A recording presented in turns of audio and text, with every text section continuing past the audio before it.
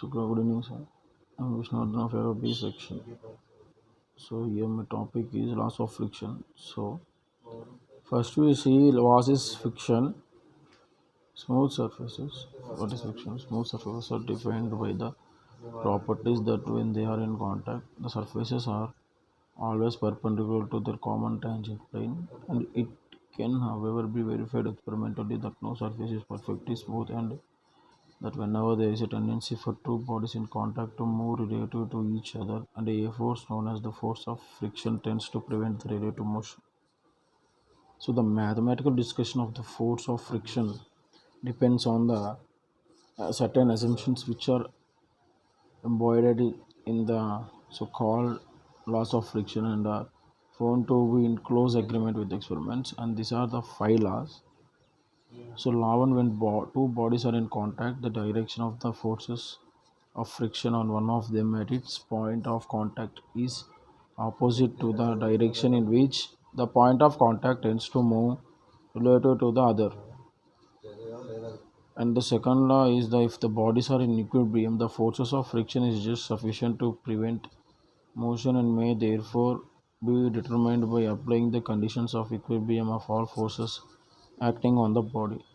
So the amount of friction that can be exerted between two surfaces is limited, and if the forces acting on the body are made sufficient, great motion will occur. Hence, we define limiting friction as the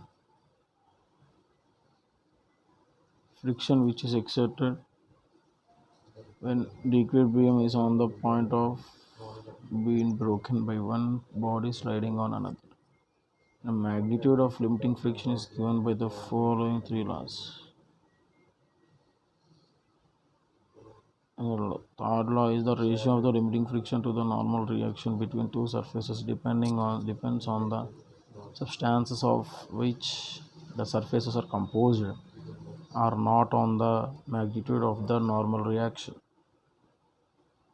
So the third law is the ratio of the limiting friction to the normal reaction between two surfaces depend on which surfaces are composed and not the magnitude of the normal reaction. So fourth law, the amount of limiting friction is independent of the area of contact between the two surfaces and the shape of the surface provided that the normal reaction is unaltered. So law 5 is when motion takes place, the direction of friction is opposite to the direction of relative motion and is independent of velocity, and the magnitude of the force of friction is in a constant ratio to the normal reaction, but this ratio may be slightly less than when the body is just on the point of moving. So it should be stressed that the above laws are experimentally and are ac- accepted as the basis for the mathematical treatment of friction. And the modern theory suggests that the force of friction is in fact due to the non-rigidity of the bodies. So when one body rests on another, there is always an area of contact which is much smaller than the apparent area and also depends on the normal pressure between the bodies. So friction is considered to be due to the fusion of materials of which the bodies are composed over the area of contact. So therefore the friction would be the proportional to the area of contact and therefore proportional to the normal pressure and as assumed in the above laws. Thank you. So here are the five laws of the friction.